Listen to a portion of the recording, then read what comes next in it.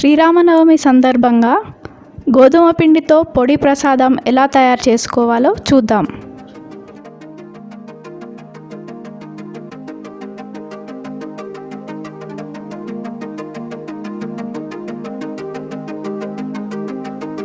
అర tea spoon నెయ్యి వేసి కాజు కిస్మిస్లను వేయించి పక్కన పెట్టుకోవాలి.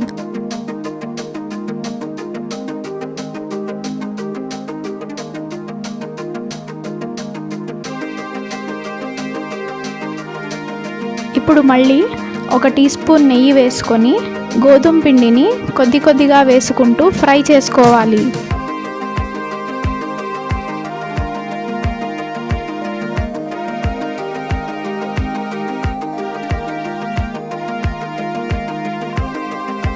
ఇలా 5 నిమిషాలు ఫ్రై చేసుకున్నాక స్లైట్గా కలర్ మారుతుంది.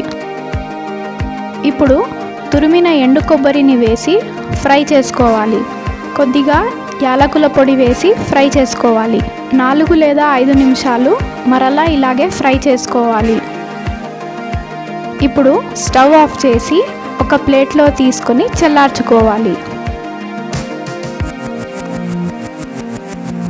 ఇప్పుడు ఫ్రై చేసిన గోధుమ పిండిని మిక్సింగ్ బౌల్లో తీసుకొని కొద్ది కొద్దిగా పంచదార వేసి కలుపుకోవాలి.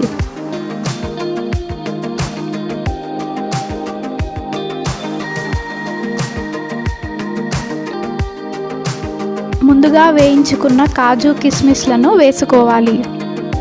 ఈ పొడి ప్రసాదాన్ని ఎలా తయారు చేయాలో చూసారు కదా. మీరు కూడా ట్రై చేసి ఎలా వచ్చిందో కమెంట్స్లో తెలియచేయండి. ఈ వీడియో కనుక నచ్చినట్టయితే లైక్ చేయండి, షేర్ చేయండి, సబ్స్క్రైబ్ చేసుకోవడం మాత్రం మర్చిపోవద్దు. Thank you.